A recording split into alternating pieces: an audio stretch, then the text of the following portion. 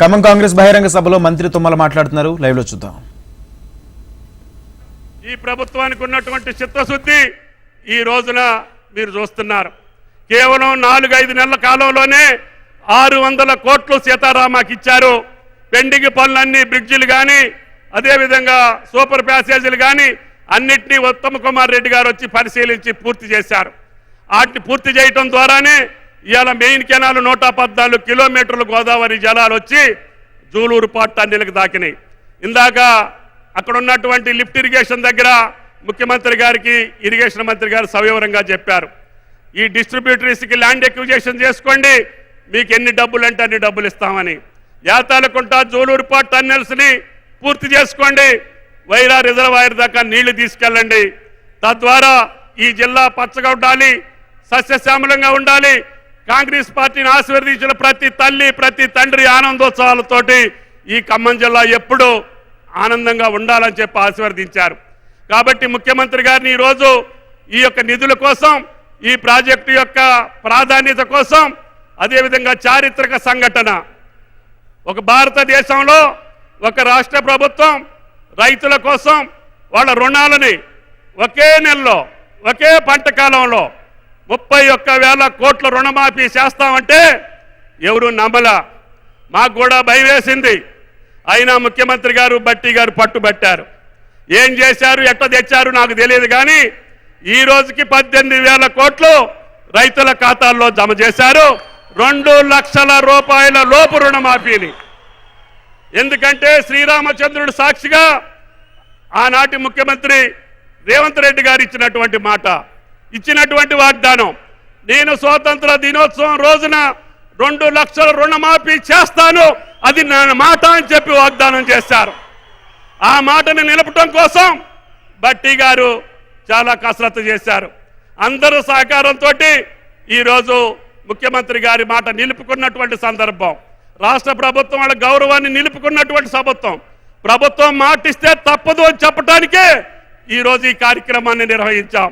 అందుకని ఈ 31,000 కోట్లు తప్పకుండా మీ ఖాతాల్లోకి జమ చేసేటటువంటి బాధ్యత మా శాఖ మీద పెట్టారు.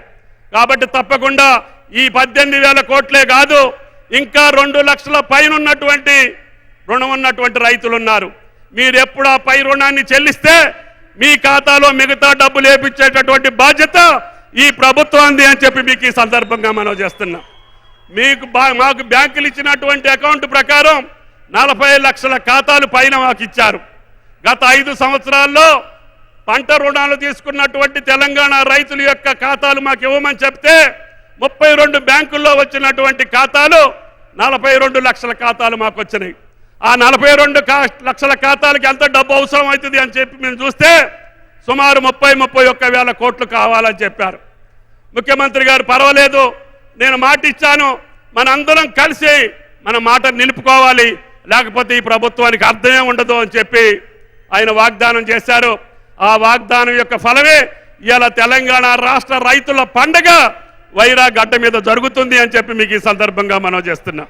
కాబట్టి ఈ పండుగలో పాల్గొన్నటువంటి వేలాది మంది రైతు సోదరీమణులందరికీ రాష్ట్ర ప్రభుత్వ పక్షాన ధన్యవాదాలు తెలియజేస్తూ, కొంతమందికి రాలేదు, మాకు వాట్సాప్లు చేయండి, మేము మాట్లాడతామని చెప్పి కొన్ని పార్టీలు చెప్తున్నాయి.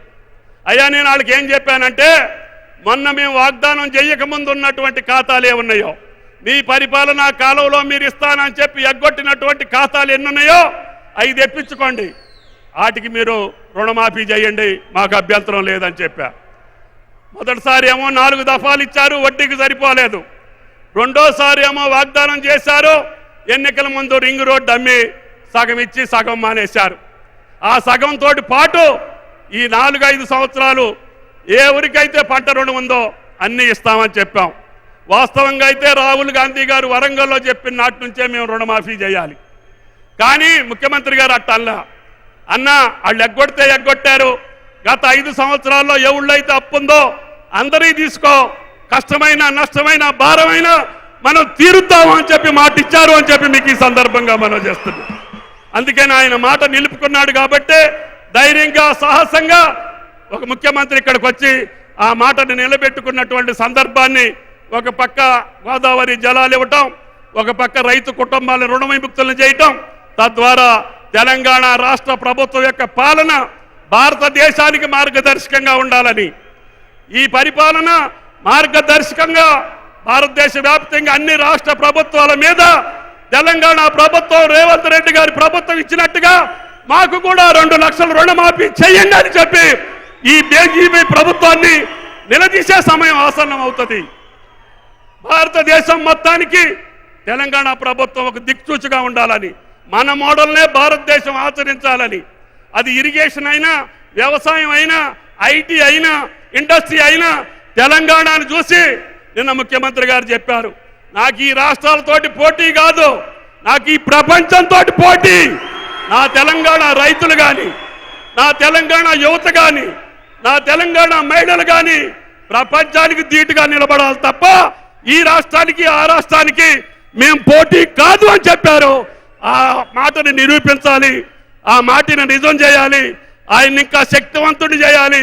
ఆ శ్రీరామచంద్రుడి దయ వల్ల ఆయనకి ఇంకా శక్తినిచ్చి మన అందరి కార్యక్రమాలు, సీతారామ కావచ్చు, రుణమాఫీ కావచ్చు, ఈ జిల్లానే కాదు ఈ రాష్ట్రాన్ని సస్యశ్యామలం చేసి రైతుని ఆనందంగా నిలిపి ఆయన మామూలు చిరునవ్వు చూసి ఈ తెలంగాణ ప్రభుత్వాన్ని, ముఖ్యమంత్రిని ఆశీర్వదిస్తారని చెప్పి మీ దగ్గరకు తీసుకొచ్చాను. పెద్ద ఎత్తున ఆశీర్వదించడానికి వచ్చేసినటువంటి తల్లిదండ్రులకి, అన్నా చెల్లెళ్ళకి, అక్కా తమ్ముళ్ళకి, సోదరులందరికీ కూడా హృదయపూర్వక నమస్కారం తెలియజేస్తా. మీ అందరికీ కూడా స్వాతంత్ర దినోత్సవ శుభాకాంక్షలు. థ్యాంక్ యూ, నమస్కారం. ఇప్పుడు పెద్దలు తెలంగాణ రాష్ట్ర రెవెన్యూ శాఖ మహత్యులు